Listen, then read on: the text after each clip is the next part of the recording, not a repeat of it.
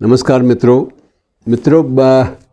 हिंदी में सबसे बड़ी अगर हिंदी साहित्यिकों को क्षति पहुंचती है या किसी प्रकार की उपेक्षा का सामना करना पड़ता है साहित्य को, तो मेरा विचार में उसमें एक कारण ये भी होता है कि हम लोग अपने ही बहुत सारे विलक्षण साहित्यकारों को बिल्कुल हाशिए पे डाल देते हैं, भूल जाते हैं। चर्चा में सिर्फ वही लोग आते हैं जिनका संबंध या तो किसी पाठ्यक्रम से होता है या किसी संगोष्ठी से या किसी पुरस्कार के संदर्भ में, और इन संदर्भों के अलावा हम लोग बहुत गंभीरता से अपने ही साहित्यकारों को हिंदी में पढ़ा जाता हो या बाकायदा उनको पढ़ना और गढ़ना कहते हैं कि बाकायदा अंदर तक उनको आत्मसात किया जाता हो, ये बहुत कम होता है। मैं पिछले दिनों कुछ एक वो चीज़ें सामने आईं और बड़ा तकलीफ़ हुई इस बात को लेकर कि 22वीं पुण्यतिथि थी एक कवि की, और वो कवि जो चर्चा में उस वक्त अपने वक्त में बेहद चर्चा में रहा। नागार्जुन जैसे दिग्गज ये कहते थे कि ये जो इस कवि से हिंदी कविता का नया गोत्र आरंभ होता है। इतनी बड़ी बात नागार्जुन जैसे फ़क्र बाबा के मुंह से, इस कवि के मुंह से निकल जाना ये सहज नहीं होता जब तक वो नागार्जुन पूरी तरह से इससे प्रभावित ना हो ऐसे कवि से। कवि कौन थे आप भी भूल चुके होंगे, बहुत सारे लोग हम में से भूल चुके होंगे, और कवि थे शलभ श्री राम सिंह। आपको याद करने में थोड़ी दिक्कत तो होगी शलभ श्री राम सिंह, क्योंकि इनके नाम का प्रयोग प्रायः किसी भी साहित्यिक संगोष्ठी में, चर्चा में, किसी वाद पर जो होती हैं शोध की प्रक्रियाएं, उनमें बहुत कम आता है, बहुत कम, जबकि इनका स्थान जो है बहुत ऊंचा माना जाता है। अब जैसे उन्होंने कह दिया नागार्जुन ने कि इनसे नया गोत्र आरंभ होता है, और कुछ अन्य आलोचकों ने इनके वक्त में या इनके वक्त के आसपास उनमें कबीर की अखड़ता, नज़रुल इस्लाम की क्रांति चेतना और निराला का ओज। वो कहते थे कि ये शलभ श्री राम सिंह एकमात्र ऐसा कवि है जिसमें ये तीनों बातें नज़र आती हैं। नज़रुल इस्लाम भी नज़र आते हैं, निराला भी नज़र आते हैं, और तीसरे जो हैं ये भी कबीर भी नज़र आते हैं। और शलभ श्री राम सिंह ने सबसे पहले भारतीय परिवेश में और समाज में आमूल क्रांति का जो स्वप्न देखा था वो बड़ा अद्भुत था। बरसों बीत गए, अब उनकी 20वीं पुण्यतिथि, तो आप अंदाज़ा लगा लीजिए जब 20वीं 22वीं पुण्यतिथि है तो उसका मतलब ये है कि ये जब लेखन में सक्रिय होंगे तो वो लगभग आधी सदी पहले की बात होगी। अब उस वक्त वो सक्रिय थे और उस वक्त मंच पर भी उनका एक प्रकार से प्रभा मंडल काफ़ी उज्जवल था। उनको बड़ा ओज का भी लोग मानते थे कि ओज के कवि भी हैं।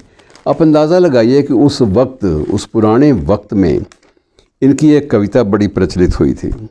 आप अंदाज़ा लगाइए कि वो व्यक्ति कितना भविष्य दृष्टा था अपनी कविता में, अपने साहित्य में आने वाले सामाजिक जो वैषम्य है, सामाजिक विषमता, उसको बाकायदा बयान करने में वो समर्थ है।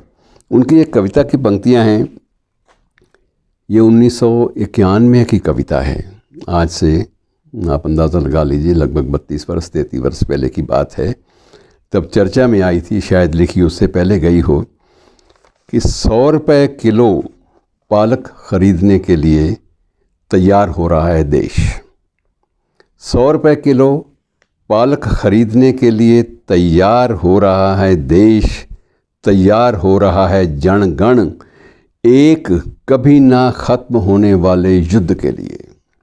तैयार हो रहा है जनगण एक कभी ना ख़त्म होने वाले युद्ध के लिए, और सिक्कों से लड़ा जाने वाला ये युद्ध शुरू हो चुका है पृथ्वी पर।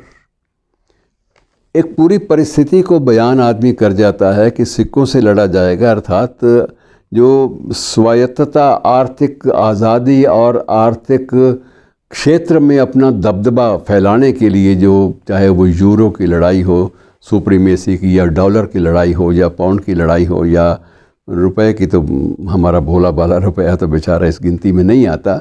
लेकिन ये जो सत्ता के गलियारे में सिक्कों की लड़ाई है, इसके बारे में भी उस शख्स ने 32 साल पहले संकेत कर दिया था कि ये कभी तैयार हो रहा है जनगण, एक कभी न ख़त्म होने वाले युद्ध के लिए।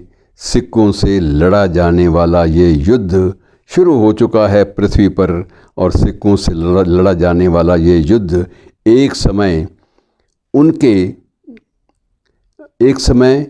उनके पूरे के पूरे अस्तित्व को लील भी सकता है। तो ये ऐसी प्रकार की कविताएं इस वक्त, ये आज से 32-33 वर्ष पहले आई थी, और इसमें आप ये भी अंदाज़ा लगाइए कि एक इनकी और भी कविता है जो बिल्कुल आज की जो एक प्रकार से जो वैज्ञानिक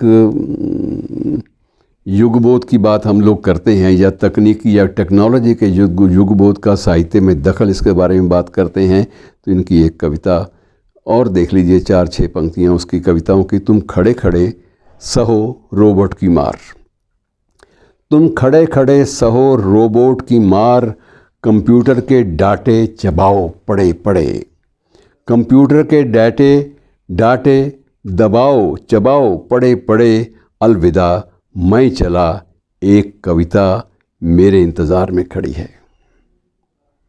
तो ये इतनी गहरी बातें करने वाला व्यक्ति हम कैसे बड़ी आसानी से भूल जाते हैं उसको, उसका जिक्र तक नहीं होता।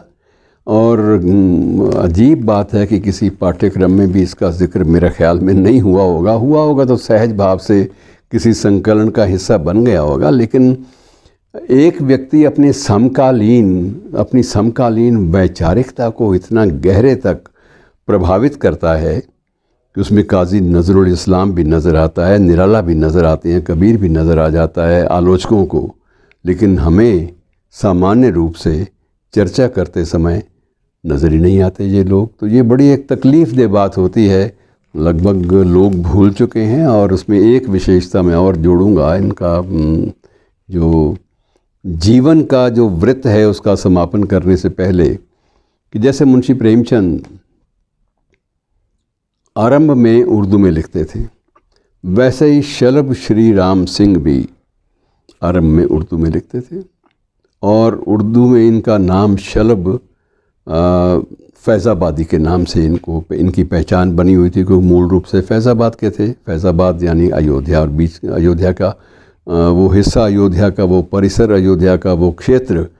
तो उसी क्षेत्र में जन्मे, उसी राम की धरती पर ललकारते रहे रावण को। लेकिन इनका मूल्यांकन जो है सही अर्थों में अब तक मोहताज है इस बात का कि समीक्षक लोग कभी पाठ्यक्रमों से हटकर ऐसे साहित्यकारों को भी अधिमान दें जो साहित्यकार अपने समय में आने वाले भविष्य की बहुत सारी परिकल्पनाओं को शब्दों के माध्यम से बयान करने में समर्थ रहे थे। धन्यवाद।